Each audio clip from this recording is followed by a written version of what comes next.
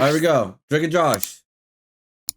Iconic Nickelodeon sitcom Drake and Josh, the two boys seemed to be best friends, but that wasn't exactly the case. One was going through some of the darkest atrocities imaginable, and the other was also experiencing an extremely complicated childhood, but they did not tell each other what was going on, and as a result, the two had one of the most catastrophic public falling outs in Nickelodeon history. For years, fans have wondered exactly what went wrong, why their relationship soured, and recently they came together and discussed everything on a 2-hour podcast that connected all of the missing pieces that we were left in the dark about for decades. While most celebrity stories and feuds feel unrealistic and manicured to fuel public interest, the story of Drake and Josh's complicated relationship is very relatable. Sure, none of us can truly relate to the pressure of being a child star, while also dealing with the horrors behind the scenes, but the complications between Drake and Josh resemble a difficult relationship that you might have with a friend, uncle, cousin, or other family member. One that follows a cycle of love, hate,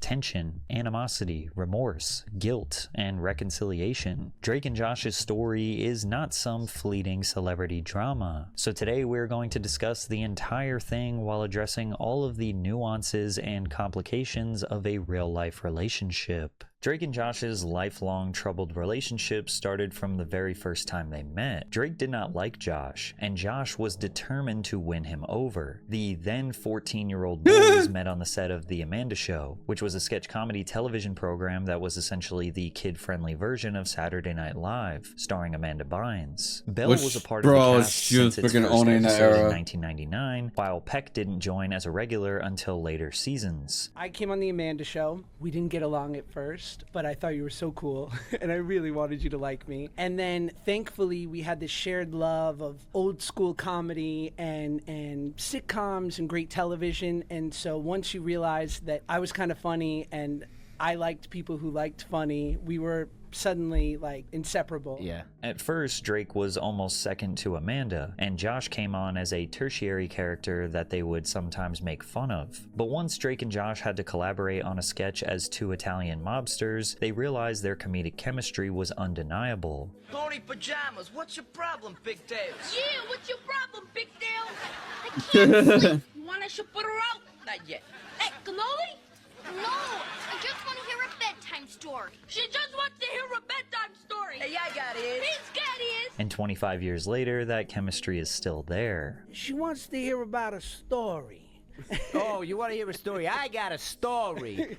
All right, so you got this. There's this guy, right? He's driving his bike, and he falls off, and his kickstand goes right through his leg. Right through his leg. Drake was an old soul as a kid and became a huge fan of classic buddy comedies such as Abbott and Costello and Dean Martin and Jerry Lewis. Drake dreamed of one day having a comedy sidekick, and he officially found his match. The two boys became good friends off-screen as well. They would go bowling, hang out after hours, and even have sleepovers. The Amanda Show became the highest rated live-action program on Nickelodeon during its run, and it was while big. this may seem like an amazing way to start a child acting career, Drake was suffering unimaginable trauma as a pedophile had infiltrated the Nickelodeon network. It's very important to remember that the general public was not aware of the information that you're about to learn until 2024, when it was discussed in a documentary called Quiet on Set. This documentary drastically changed everything that people thought they knew about Drake Bell. Drake Bell formed a bond with dialogue coach Brian Peck during the second season of The Amanda Show. Peck, who has no relation to Drake's co-star Josh Peck, would invite Drake to his house for acting lessons. These lessons were supervised by Drake's father, Joe, who was told that Brian Peck was a skilled coach who could help Drake secure more acting opportunities. However, over time, Joe became uncomfortable with their relationship.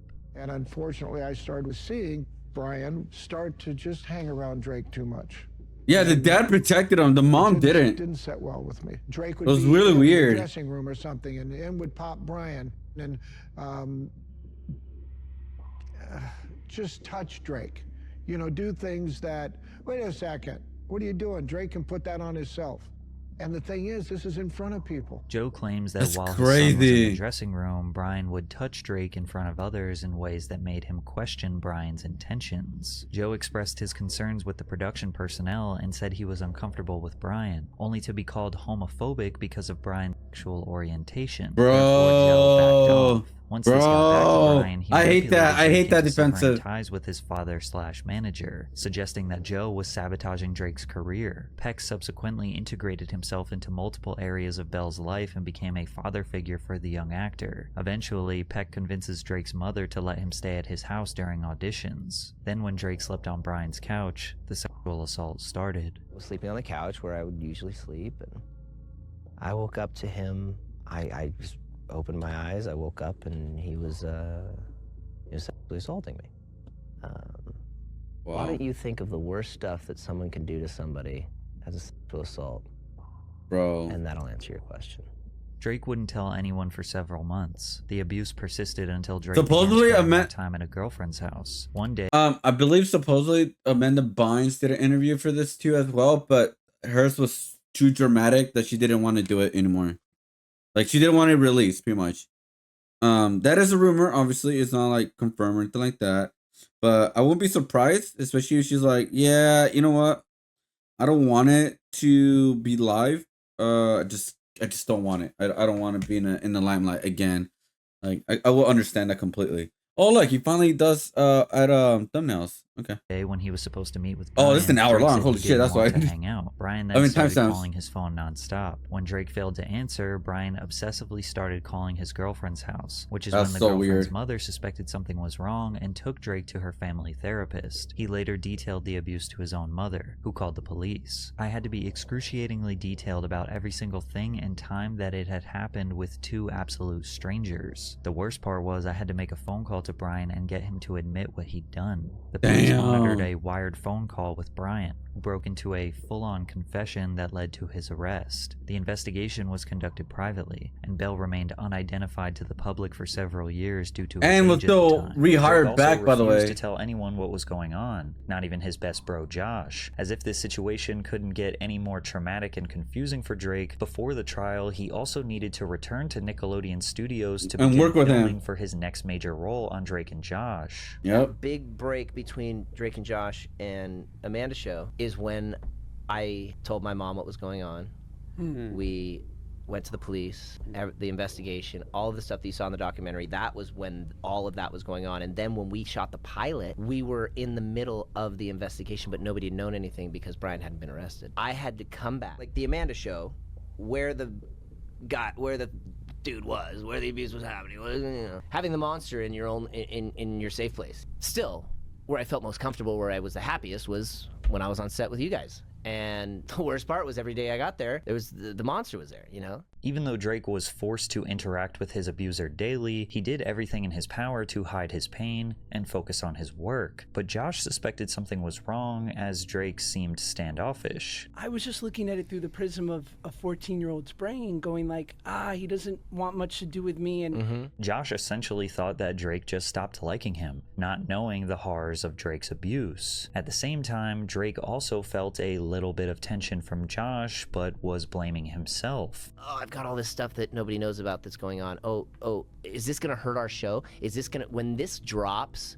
is Josh gonna look at me and be like, bro, you took our dream away. Like, you took my dream, like everything, like, are we gonna lose our show? Drake even said he started losing his hair due to all the stress he was feeling. Damn. The investigation into Brian's crimes was coming to a close, and some of that pressure was starting to subside, knowing that justice would be served. Drake even decided to tell Dan Schneider about his abuser right before the trial. And when Drake and I talked and he told me what had happened, I was more devastated by that than anything that ever happened to me in my career thus far. And I told him, I'm here for you. What do you need? Drake's mom, a lovely woman who I stay in contact with this day, she came to me at the time and she said, Dan, I'm not good with words like you are. And would you help me with my speech for the judge? And I said, of course. Brian Peck was convicted of child molestation in 2004, pleading no contest to a charge of oral copulation with a minor under 16 and a charge of performing a lewd act with a 14 or 15-year-old. He spent only 16 months in prison and was mandated to register as a sex offender. Josh, again unaware of what was going on, one day realized that he stopped seeing Brian on set and with Drake, so he asked Drake what happened. I had a feeling because Brian, who was ever present during the Amanda show, and then he was gone, and I didn't know anything except I had a feeling something happened. And I remember we're in the car. It was you, me, and Jill, and I said, "You still talk to Brian?" And you just looked at me like, "No, Brian's a really bad guy." And I remember thinking, "Gotcha." And it was all that I needed to know. And I didn't know anything more than that, but I was like, that's clear. Yeah. Gotcha. Although Drake's pain was not magically gone once Brian was arrested, he was able to find joy again in acting now that his abuser was not on set. However, Josh was also suffering from his own complicated life struggles. Now, by comparison, they seem menial to Drake's, but you have to consider that children feel like they are the center of their own universe. And they don't have that worldly perspective to make sense of their pain. Josh Peck was raised by a single mother, actually never even meeting his father. He was the result of a short fling his mother had with a coworker. Him and his mother went through drastic ups and downs, sometimes living a comfortable middle-class life and other times not knowing if they will be able to pay rent. To compound this struggle, he was using food as an escape, leading to him becoming very overweight. I didn't know that I was sort of eating in an unhealthy way. I just felt like I eat fruit snacks like every other kid. I just, do it in an excessive way. So I think that pain was just born out of what we all feel, is that it hurts to be different and it hurts to know that life is going to be challenging. Josh also used stand-up comedy and his television roles to escape his internal battles. Perhaps this is what made the two such a great duo. A silver lining to these young boys experiencing a traumatic childhood was that when they came together, they felt safe and comfortable. And because of that, they created one of the greatest live-action shows in Nickelodeon history. Drake Parker and Josh Nichols were two brothers bound by their parents' marriage, forced to live in the same house, go to the same school, hang out with the same friends, while having totally opposite personalities. Let's see. Drake and Josh show. Let's see. I got an idea. Have a good day. So well, you have to remember that the target audience for this show were children, and it appeared to them that Drake was the main character and Josh was the sidekick, which is essentially proven by the fact that Drake won 10 Kids' Choice Awards and Josh only won once. It was clear that Drake was the fan favorite. And Josh kind of understood because he also idolized Drake since they first met. But at the same time, Josh was 50% of the show. Some would argue that Josh's one-liners and physical humor is what actually made the show so successful. Yeah, I could agree with that. Just getting ready for my big dinner. Well, I fast forwarded, guys, because we already know a lot about the Drake and Josh part. So it's 50 minutes. So I'm like trying to fast forward just a little bit. Drake, what are you doing here? You're never home Saturday night. I told you tonight's my big fight with Lucy. No. You never said that. Never said that. Okay, you never said you were gonna be home Saturday. Well, I am. Ooh, olives. Okay, paws off my olives. In addition to this imbalance on screen, off screen, Josh was still going through tough times. Because of his weight, he felt like he was missing out on a normal teenage life, the life that Drake was seemingly living. I just knew that I felt like because I was so insecure, I had missed out on a lot of my teenage years. It wasn't without lack of opportunity to go out and be a knucklehead and experience life. I just didn't want to do it because I didn't love the body that I was in. So I felt like if I didn't act now, I was going to lose some really important years. Josh got sick and tired of being sick and tired, and he spent his summers walking through New York City for miles while slowly making better food choices. His consistency led to him losing a total of 127 pounds in 3 years. Dude. This physical transformation had a profound effect on the Drake and Josh show. His new body seemed to make him more confident in pursuing physical comedy on screen. Drake! Hang on, I'm busy. Mindy just told me she loves me. What? Oh.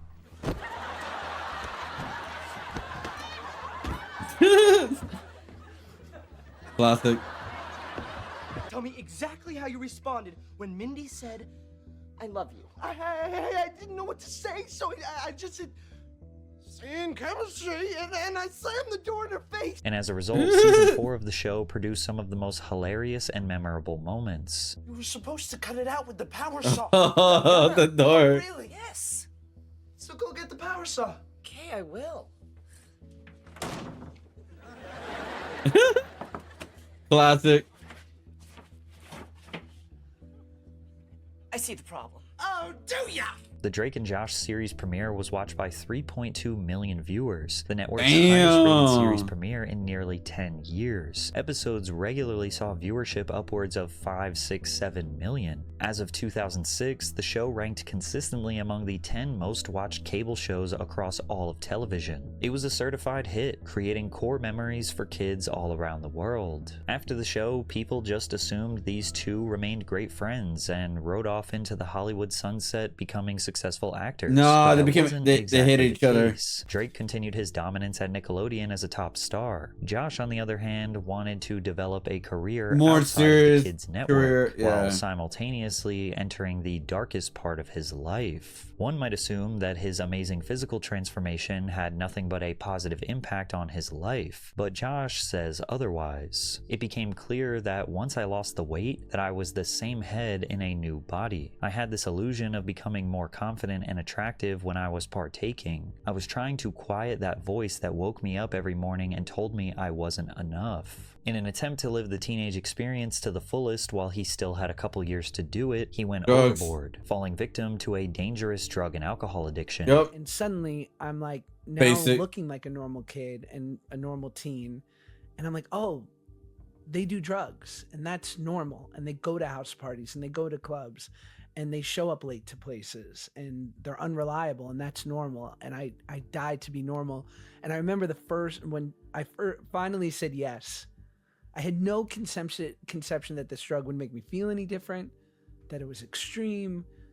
All I thought was, I hope she's watching, and oh good, I'm normal. While Josh was going through hard times, Drake was receiving very consistent work over the years, doing voice acting roles in shorts, TV shows, and movies. Yeah. His most notable role was Peter Ultimate Parker Spider-Man, in yeah. Marvel's He did a good Ultimate job in that one. Spider-Man animated series. Oh, I love When that he wasn't doing animated series. voiceovers, he was writing and releasing his own music. Interestingly enough, his records weren't very popular in the United States, but were huge In various Mexico. Spanish-speaking countries. Yep, The Drake and Josh Mexico, Nickelodeon dude. show was extremely popular in Latin countries, likely due to the excellent job the production team did with dubbing the actors' voices. Drake always wanted to be a rock star, ever since his earliest days on The Amanda Show in 2001. He released music consistently for 17 years but received no gold or platinum records in America. However, in Mexico and other various Spanish-speaking countries, Drake Bell, aka Drake Campana, had multiple high-charting Billboard singles and albums. In some It's of these countries, he crazy. performed shows for thousands of people. He learned to Crazy, speak Spanish. dude. He has written and released a ton of music in Spanish. He even provides Spanish subtitles with every podcast or social media post he makes. Bro, People that's have joked crazy. on social media that he ran away to Mexico to avoid charges of No, his it was just 2020 where he was crimes, successful but in at. reality, Not he was running more away. successful there for over a decade Yeah. and probably made most of his income in Latin-speaking countries. And what's it like in Mexico? Like, because you moved to Mexico, right? It seems amazing. It's unbelievable, bro. You have no idea. Tell me more, Drake Campana. It's unbelievable. Go, In Drake Mexico, Campana. we were on Channel 5. We were like on Oh, After wow. Friends or Seinfeld. You know, it's like we're on normal TV. Everyone watched us. We weren't a kids show. There's a place called Veeps. It's like Denny's. The menu for the children's menu is us, bro. What? Like when you buy Doritos or you buy whatever, and you open them up, like the little like prizes inside is us. Despite Josh's addiction and unreliability, he successfully broke the child star curse he was so desperate to escape from, and he did that with his role as Luke Shapiro I in remember that, the Whackness, This yeah. coming-of-age New York dramedy hip-hop. set in 1994 in New York City Yeah. follows a teenage drug dealer who trades weed for therapy sessions with his eccentric psychiatrist. Infused with 90s hip-hop culture, the film Yep. explores themes of adolescence, depression, love, and self-discovery. The Whackness premiered at the 2008 Sundance Film Festival, I thought where it was won good. the Audience Award for Dramatic Feature. Josh had finally achieved success outside of the goofy fat guy trope he thrived in his whole career, yet he realized it did not fill the empty void he was feeling in his life. I had this realization, which was oh no, you're bottomless. Like, you tried to fill this with food, then drugs and alcohol, and now like prestige, and none of it. Nothing's going to fill the void. None of it. And I got sober 2 weeks later. Luckily for Josh, he did not spiral deeper. He understood that he was trying to cure an internal problem with external solutions, and instead he chose the right path forward with therapy and sober living. He basically stayed busy every single year since then, securing a major film, TV, or voice acting role. He even took to social media, becoming one of the most popular creators on the 6-second video app Vine. Hey, Josh, you just hit 4 million followers. No way. You calling me a liar? I ain't calling you a truther.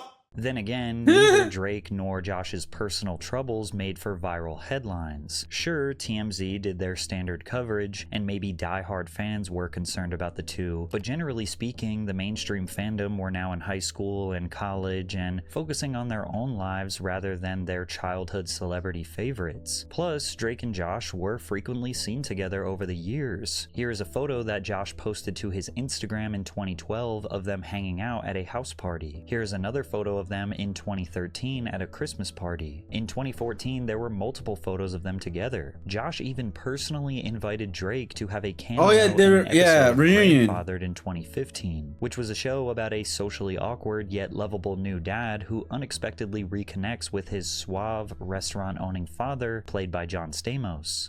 You remind me of my stepbrother. Oh, is he awesome? No, he's in jail for stalking Oprah. Anyway, let's get inside so you guys can buy me dinner. It's time for you to go, Kirk. Are you serious? Yeah. Go away. Have a nice night. Don't tell me what to do. What?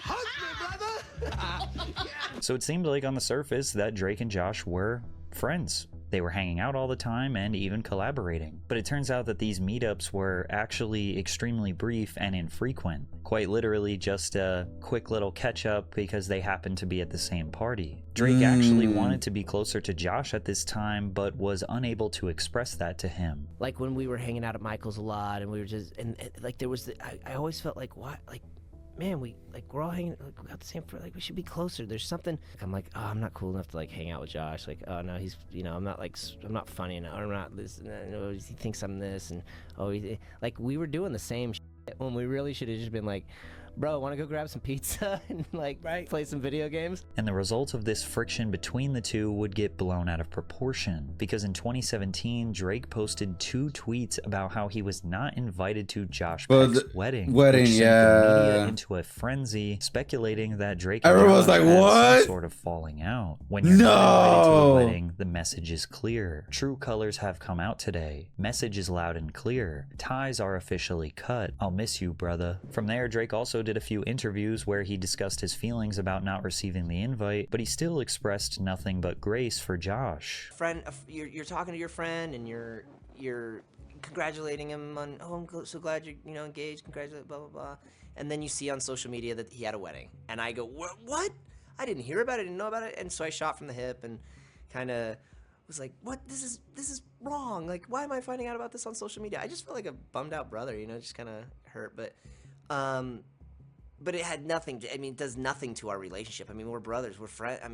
He's been one of my dearest friends for the past 18 years. Josh was receiving a ton of hate for not inviting Drake to the wedding, and it really cast a dark cloud over this special night. The next time Josh saw Drake, which was at the VMAs in 2017, he asked Drake to apologize to his wife Paige for the tweets, and Drake happily did. And I remember that I was at the Video Music Awards, and I see him there, and he sees me, and I go up to him, like, and this might be the most Sopranos thing I've ever done, and I look at him and I go apologize to my wife right now. And he goes, okay. And he like made a beeline for my wife, and I see him do like this whole 5-minute performance of an apology. And it was like, I was like, go apologize to my wife or something bad's gonna happen. After Josh claims to have intimidated Drake, he ran up behind him and put a camera in Drake's face to vlog their reunion moment, which to is show weird. The public that they didn't have any real That was beef. very weird. Holy, come on. What's up, buddy? Is this happening right now live as we, is this really right now live? Stream live right now. Oh my God. Please Wait, tell is this Facebook streaming? to be nice to me. Oh my God, it's not even my fault. Just tell Facebook to be nice to me. Listen, lay off. Thank you. You heard that, Facebook? It's all good. Chill out. We love Lay you. off, man. All right, I got wow. $100 for you. Drake and his ex-wife Janet said that this moment was actually sincere. The couples exchanged numbers and went out to dinner multiple times afterwards, seemingly rekindling their friendship. They even did some content together as Josh was pursuing YouTube very seriously. That's Drake. That's Josh. And it's all love, people. Back together again. We're all good. That's amazing. So, What do you look like? It sucked anyway. oh, you. I even liked you. She's not our mom. We're not on a TV show. We now know exactly why Drake was not invited to the wedding. On their most recent podcast, Josh revealed that Drake wasn't singled out. It's just that nobody from the Drake and Josh cast was invited. The only person from Nickelodeon that was invited to Josh's wedding was Dan Schneider, because his wife was friends with Josh's mom. I love you. I love Miranda. There's so many people that I probably would now at 38 wanted there. But at 30, I just wanted to leave it all behind. Yep. Because it felt like it didn't serve me anymore. Yeah. And the realization I had was when, you know, you wrote that stuff during my wedding about like our friendship and all these things and our love and our history. I think you were living in the world of where our relationship should have been. Right. I was too much living in the past of when our relationship wasn't great. Yeah. And it was really somewhere in the middle. At the time, Josh felt that he and Drake grew apart, but it was really that Josh wanted to leave everything related to Nickelodeon in the past. Which is not the worst thing in the including a world. close friendship with Drake. This stung extra hard for Drake because he actually wanted to be closer to Josh. But because neither of them actually communicated how they felt on the inside, it resulted in this huge wedding blowout. It's also important to realize that this conversation that they had on this podcast in 2025 never was communicated before. So despite Drake and Josh publicly making up in 2017 and making all this content together, they never really addressed the problem. And then something weird started to happen. As Drake continued to do press for different projects, he still seemed bothered by the wedding drama. He seems awfully sarcastic and throwing shade towards Josh in interviews. I don't know. Josh is busy doing stuff. I'm sensing some shade. No shade at all. I love the kid. We're just super. The thing is we're just so busy. Like, you know, I'm constantly on tour. He's constantly at David Dobrik's house, and you know, there's like not a lot of time to really. Did he ever tell you why he didn't invite you? Did you ever get a He reason? doesn't like me. Stop. Is that really what it is? Yeah, and the extra chicken would have been really expensive, like another $7.95 or something. This interview got 6 million views, and all the comments were all taking Drake's God side. Remember damn. when Drake was the cocky one and Josh was the sweet and calm one in the show? But now it's the opposite. It seems as Josh sees him as just a coworker and Drake saw him as a friend. That's awkward. But then a few months later, they do more YouTube content together, and everything seems 6 totally million. normal and It's fine. crazy And how by the this way, all of got these really videos blown have out. now been deleted from Josh's YouTube channel. And if Oh, you're having really? a hard time Why? following this timeline, and it seems very flip-floppy, one minute they're friends, the next they're not, and you can't really get a grip on it, well, you're not alone. It was these mixed signals that made for a lot of confusion. Whatever the It was all planned, guys. That was never perception of real. our relationship is or isn't, or like what we should be doing to them. All I ever want to say to them is like, whatever you think you know of us is only half as deep as it really is. Nobody could really tell if they were friends or just trying to remain relevant by milking the drama, or if they secretly were still mad at each other. But then behind the scenes, it got even more confusing when Josh pitched Drake an idea for a reboot of their classic Nickelodeon show. But the plot was seemingly set up to make Drake look bad. In 2019, Josh sent over the script to Drake. The idea was that Drake Oh, right. I think around this time they were rebooting on a bunch of shows.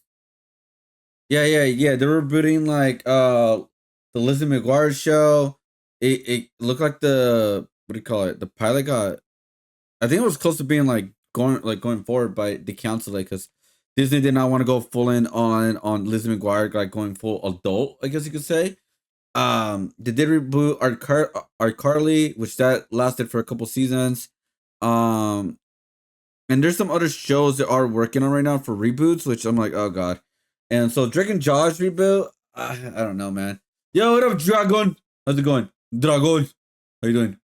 Drake was going to be a failed musician, and Josh was going to be a successful real estate agent. They were basically parodying Drake's real life as a musician in Mexico, while Josh's character was entirely fictional. The opening line of the first scene was supposed to be one of Josh's clients recognizing him from Nickelodeon and saying their classic "Hug me brother" catchphrase, only for Josh to deny it and say, "Hug yourself, fuckhead." And then he goes, "Hug me brother," and then Josh gets in the car and goes, "Hug yourself, F-head." And that so alone. That was the first thing that I was like, we can't open our show like that. First red flag, because you just said F you to the entire Drake audience. And Josh fan base. Yeah. Then it transitions to Drake in Mexico performing at a quinceañera for the daughter of a drug cartel leader, where they are all drinking and doing hard drugs. Drake is also performing with a mariachi band. During the performance, the cartel members get loaded, and a massive gunfight breaks out. That's so weird. They end up not wanting to pay Drake for his service, which ultimately leads to him being broke and stuck in Mexico. Josh has Drake stuck in Mexico, has him tweet, "I need money," or "I need to do a meet and greet for money," and only has like 3 people show up to the mall for the meet and greet so that Drake could get money back to the United States. What? I'm not sure how real this is, but it sounds like some sort of Josh revenge fantasy for playing the goofy That's so weird. All those years. I don't think people realize that Drake worked hard to build up a Hispanic fan base. Making a reboot full of stereotypes, many hurtful, about this audience he built would cause Drake to piss off many long-term fans. That's true, in Mexico too. Was real was never confirmed, but it did seem possible considering what never confirmed. Even in a recent podcast, Drake was about to face some major legal troubles for allegedly sexually pursuing underage girls. Josh responded with a full-on press tour trying to convince the world that he and Drake hadn't talked in 10 years and were never friends. Was very weird. And that happened roughly around the time Drake was outed by his abuser for allegedly sexually pursuing underage girls. In August of 2020, Drake's former girlfriend, Melissa Lingafelt, who goes by the stage name Jimmy Ono on social media, jeopardized Belle's clean reputation. Committed both verbal and physical abuse. Is it Yoko actually? From August 2006 to February 2009. When I started dating Drake, I was 16. I was homeschooled. I moved in with him. I was singing. It wasn't until about a year when the verbal abuse started. And when I say verbal abuse, imagine the worst type of verbal abuse you could ever imagine, and that was what I got. It then turned into physical, hitting, throwing, everything. Was it ever proven? He drugged me down the stairs of our house in Los Feliz. My face hit every step on the way down. I have photos of this. Okay, it's photos. I don't want to get into the underage girls thing. Okay. I mean, I will, but I'm scared. As if the allegations of physical abuse weren't shocking enough, Melissa hinting that he was somehow involved with underage girls set the internet on fire. Drake vehemently denied ever abusing Melissa. As our relationship ended more than a decade ago, we unfortunately both called each other terrible names, as often happens when couples are breaking up, but that is it. Clearly, Melissa still felt... Yo, what about WrestleMania 41's gonna be crazy tomorrow? Yeah, you know why I love WrestleMania 41 right now? It is, for me personally, it's more unpredictable WrestleMania than ever before.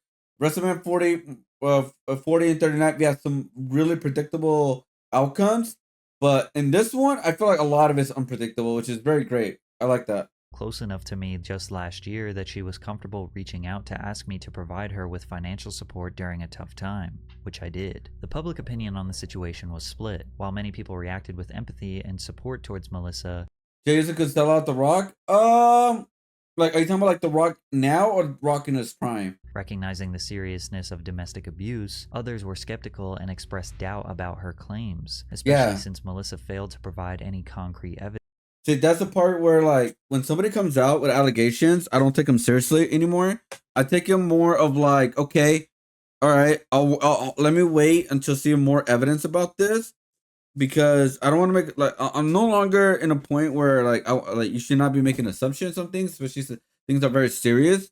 So I'm kind of like, all right, if you have evidence, show footage of some kind, because if there's anything, like any step of evidence to at least bring limelight on that, then that would be really great, because you can't just say you just cannot say something and then like expect everybody to believe that just because you said it. Not in this world. Not in 2025. That got ruined because of everything else that happened within recent time or within these couple of years, in my personal opinion.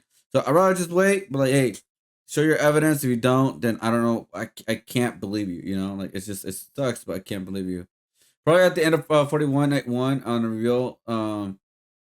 Probably at the end of WrestleMania 41 night one or a reveal in night 2. Evidence against Drake. Well, the reveals Plus, towards Drake like made it Randy seem Orton like she now, was which I doing think is this gonna be expose Rusev. for money, casting doubt on her intentions. It was purely a he said, she said situation. Yeah, pretty much and he Drake said, she wouldn't said. face any legal consequences. Yeah. Melissa, after spending weeks talking about the situation online, deleted all her videos and detached herself from the situation. Because it was only weird. took a few months for more serious allegations to come to light and Drake's Right. reputation to be permanently destroyed. On June 4th, 2021, Bell was Not arrested really. in Cleveland, Ohio Well, on charges in relating US, to yeah, but attempted endangering of children and disseminating matter harmful to juveniles. For context, child endangerment occurs whenever a parent, guardian, or other adult caregiver allows a child to be placed or remain in a dangerous, unhealthy, or inappropriate situation. Disseminating matter harmful to juveniles means that a person has unlawfully ordered, offered, sold, displayed, or given pornographic or obscene material such as books, videos, messages, photos, etc. to someone under the age of 18. To simplify, he was being charged with sexting a minor. However, the nature of the charges say that there was no sexual contact. According to the court documents, the date of the offense was December 1st, 2017. Bell was going to Cleveland, Ohio's The Odeon to perform a concert. Bell then seemingly invited the minor to his show in Cleveland. In the months leading up to the concert, Drake sent the victim inappropriate social media messages. The minor, who lived in Canada, attended Bell's concert in Cleveland. She and Bell met later that night at the Cleveland nightclub on Old River Road in the city's East Bank of the Flats district. How the hell did you get in a nightclub? 10 months after the incident, the 15-year-old victim filed a report with her local police department in Canada regarding what had happened that night. This is all the information that was revealed in the case. So naturally, people were confused as this was all extremely vague. Even news outlets were unable to discern what actually happened. Disseminating matter harmful to children. We don't have information on exactly what that is. Yeah, I'm so confused. Relationship between a 15-year-old girl and a 34-year-old man will let you draw your own conclusions. Then his ex Melissa, who accused him of abuse on TikTok 1 year prior, did an exclusive you interview mean with Jay the Daily Beast Johnny and where the she Rock? claimed that she I don't observed think that have Bell's any. inappropriate behavior with minors firsthand. What he's being arrested for right now is a prime example of what I would witness. Him having inappropriate conversations online with underage girls. Melissa said, I saw of course he'll jump on this stuff on his computer. The stuff he'd be looking at was effing insane. Yeah, of These course he'll statements jump on combined this. with the extremely vague court case details fueled the narrative that Drake was a pedophile. Now, it's important to consider that as soon as the victim reported Drake in October of 2018, Canadian authorities and Cleveland authorities promptly started an investigation. This investigation lasted 18 months, gathering all the evidence, photos, screenshots, and multiple statements from the victim to build a case against Bell. They even gained access to Drake's Instagram, Snapchat, laptops, everything they could. We don't technically know what they found,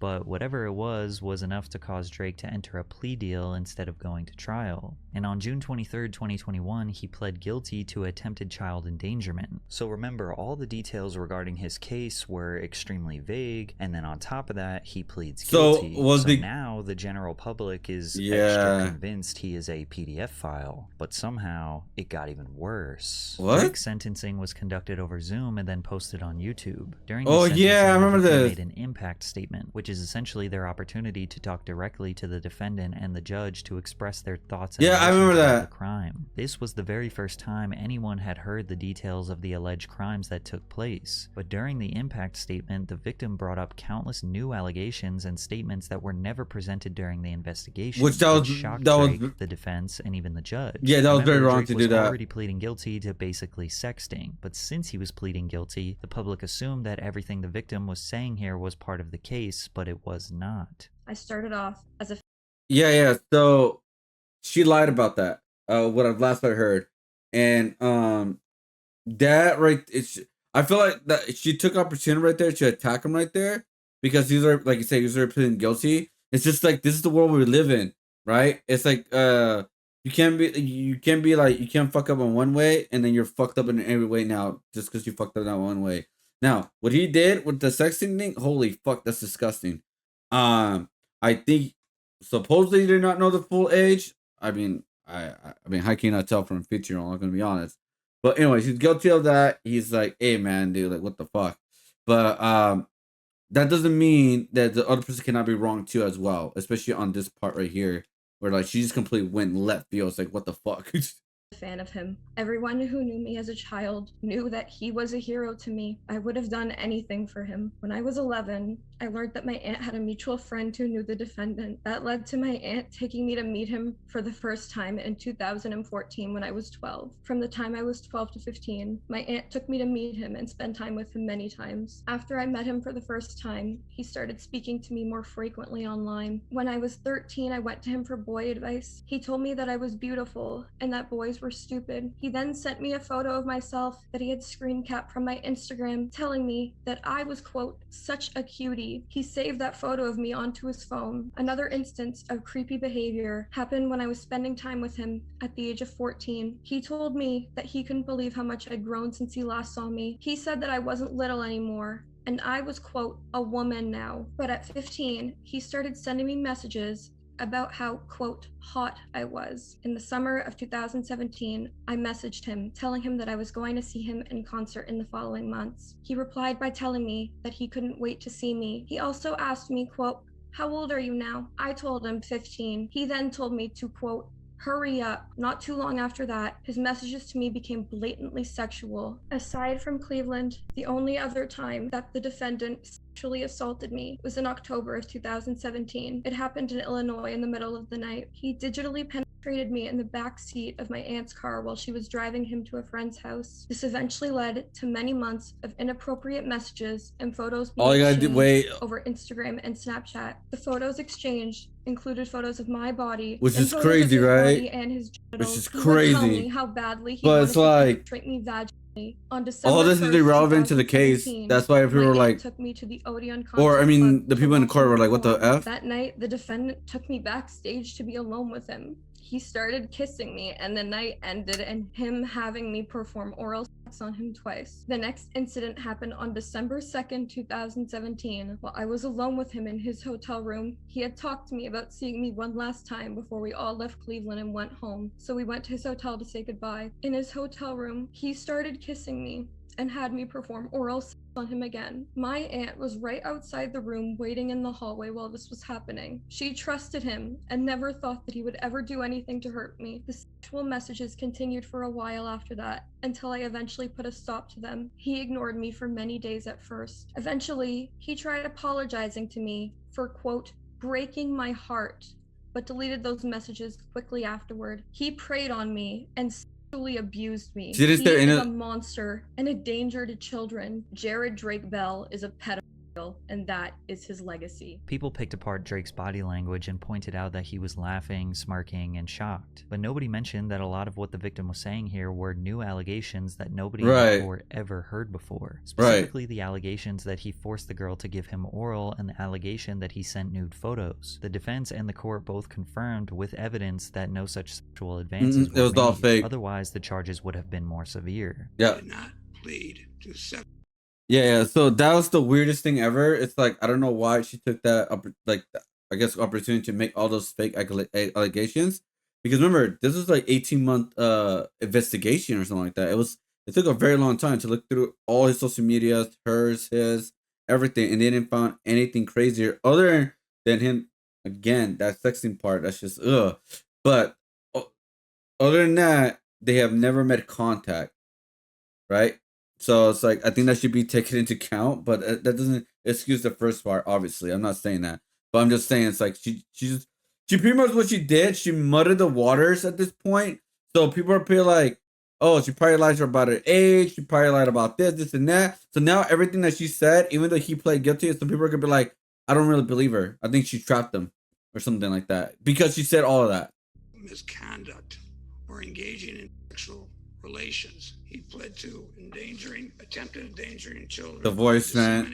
The voice, bro. Juveniles. These are serious allegations, but they do not involve sexual relations. This is what Drake's defense admits to. So the acceptance of the responsibility, Your Honor, is for chats that occurred between he and the victim. The subject matter of those chats were discussion because they had known each other for years, and there were claims that became sexual in nature.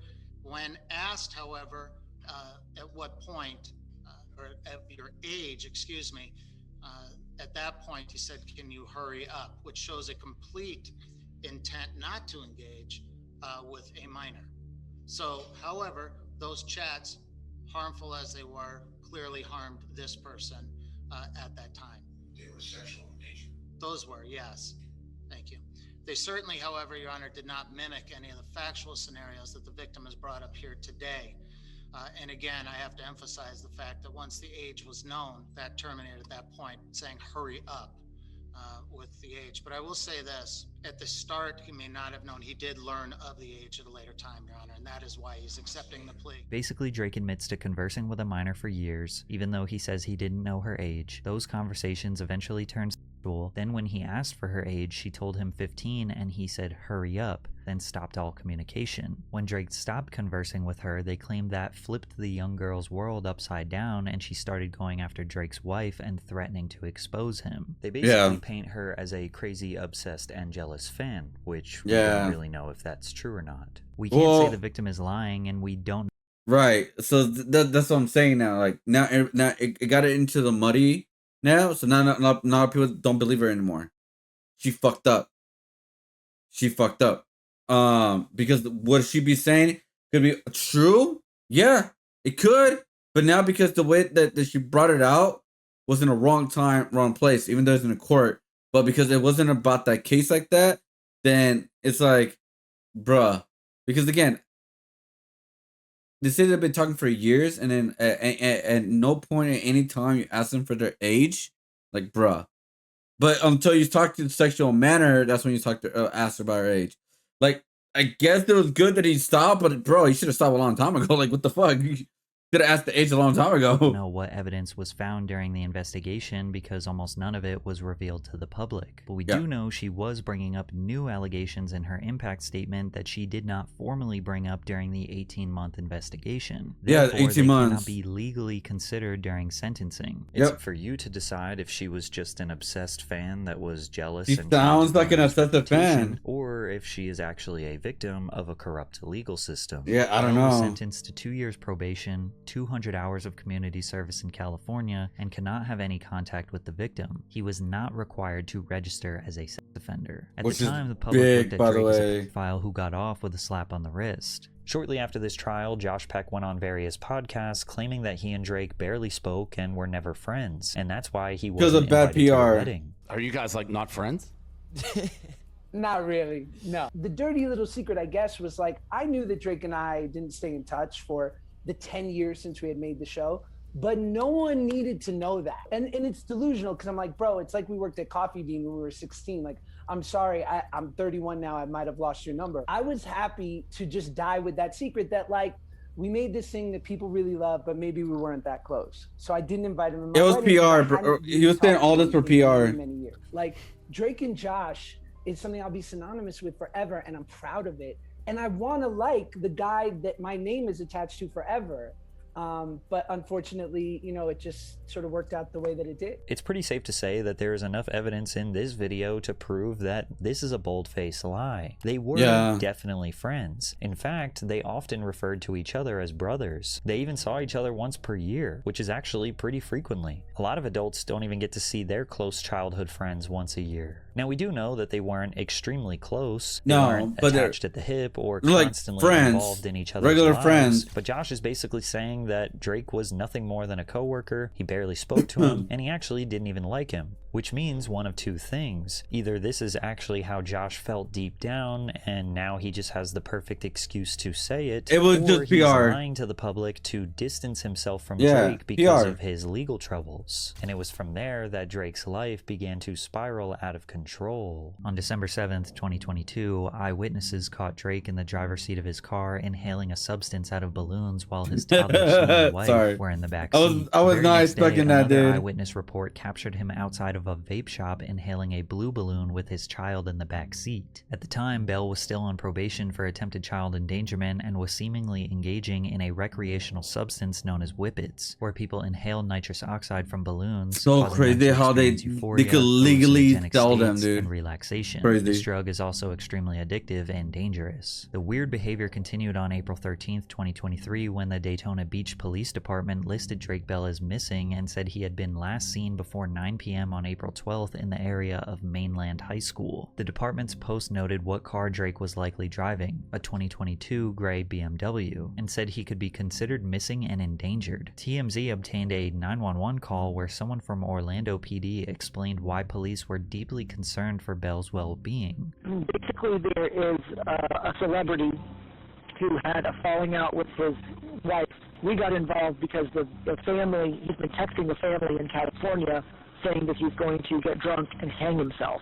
And he's in a hotel somewhere in Orlando. Yeah, tweeted shortly after he was seemingly located, "You leave your phone in the car and don't answer for a night, and this?" While Drake seemed fine given the circumstances, the following week his wife filed for divorce, citing irreconcilable differences. Per the petition, Janet asked for legal and physical custody of their son Jeremy, with Bell getting visitation rights. She also sought spousal support. Bell later revealed that he found out my wife filed for divorce from TMZ before promoting his new song, Going Away. In the song, Drake ironically sings about moving away to a remote island with his wife and son and starting a new life. Presumably unable to cope with the stress of losing his wife and child, eyewitnesses caught Drake using whippets once again on April 25th as he inhaled from a fully inflated balloon, merely days after the media publicized his divorce. When paparazzi asked him about it, this was his response. There's some photos that surfaced of you with red balloons. What do you think? What do you gotta say about that, those balloons?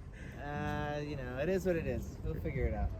Everything's good? Yeah, everything's fantastic, man. Drake Bell was at the lowest point of his life. Drugs had taken over and he had nowhere left to turn but rehab. However, rehab changed his life more than he anticipated as he began to open up about his childhood abuse. But when I got into rehab, it was a really intense facility.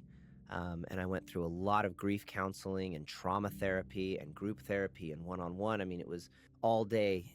And I was unearthing all of these things that I never talked about, not only never talked about with strangers, but even with people I was close to, had never gotten that deep about things that I've experienced and things that have happened. And I was around so many people who, for the first time, had similar stories or incredible trauma in their lives and were opening up and sharing. And that was the first time that I really felt like I was in an environment that was comfortable enough to share and felt comfortable enough around people that weren't going to judge and that really just wanted to see you get better. During this time, a documentary was being worked on called Quiet on Set, The Dark That's Side the of thing Kids where TV, everybody changed the which perception aimed to of expose the toxic and abusive environment behind the scenes of Nickelodeon in the late 1990s and 2000s, particularly under producer Dan Schneider. The doc features former child stars and crew members sharing accounts of alleged mistreatment, exploitation, and inappropriate behavior that went unchecked for years. After rehab, Bell felt like he had a revitalized outlook on his past and ultimately decided to tell his traumatic Nickelodeon childhood story I to believe the this would have been world via advertised this too. documentary. Before the rehab, I had said no to the documentary over and over and over and over and over. I was not going to be a part of it. I didn't want any part of it. But after rehab, when I came out, I was like, let me see what your angle is here. I'll talk to you guys. I'll start entertaining this idea because I felt really good. And I felt maybe sharing my story will help me and maybe help others. And after hearing about Drake's abuse, the public did a 180 shift on him. His comment sections went from calling him a pedophile to sharing love, condolences, and positivity. People all of a sudden were empathetic. Some even used his past as an excuse for him allegedly engaging in inappropriate behavior with minors. They said things like Bell was a part of the cycle of abuse and couldn't control what was happening to him. It's true that childhood abuse can have profound psychological effects on survivors, including trauma, depression, Still not an and excuse, PTSD. but Children who grow up suffering abuse may learn abusive behavior as a means of coping or as a... Because again, it was just like the section of that minor that's like weird as fudge. He stopped when he found out it was 15, but like, again, how did you like not ask for many years how old she is, right? for many years. But hey, at least it stopped. But whatever, that's still disgusting. But yeah, I mean, like it's still weird. It's still obviously not okay.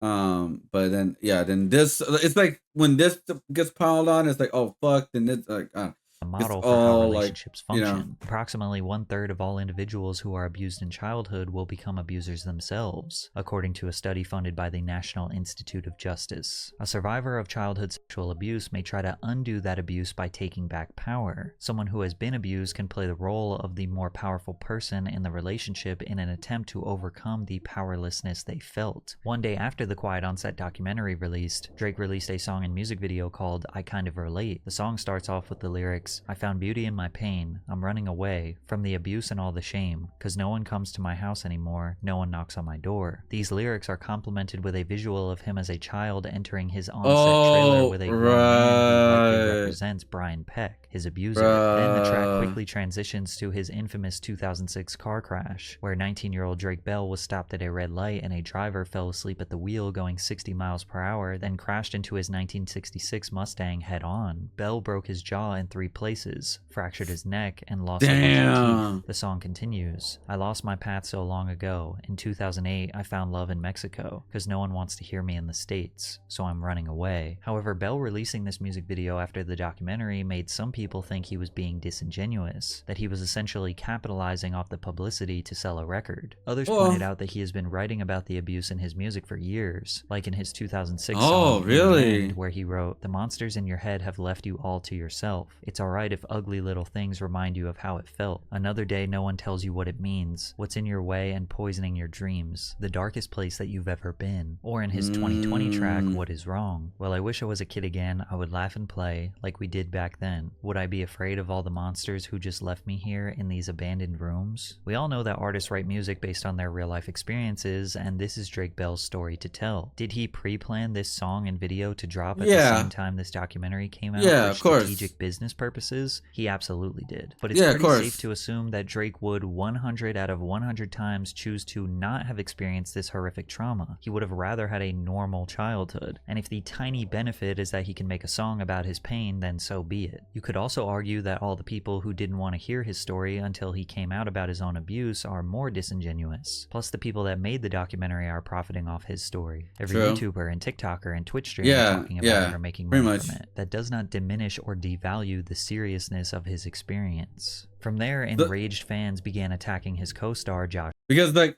it goes to a point where like, oh, so streamers and content creators can make money, but the guy that like wants to like finally talking about it wants to capitalize it, like might as well capitalize it, make a great song out of it, of his story, and just go from there. No, you cannot do that. But other people could just continue making content and TikToks. That makes perfect sense. Peck, bombarding his comment section with hate, calling him an accomplice, and placing blame on him for Drake's That was abuse. so weird. They just Accomplice? somehow believe that Josh was complicit or aware of Drake's situation. Josh did make a statement on Instagram that he reached out to Drake privately and showed his support for the survivors that spoke out. Drake even asked supporters to take it easy on Josh. But he has reached out to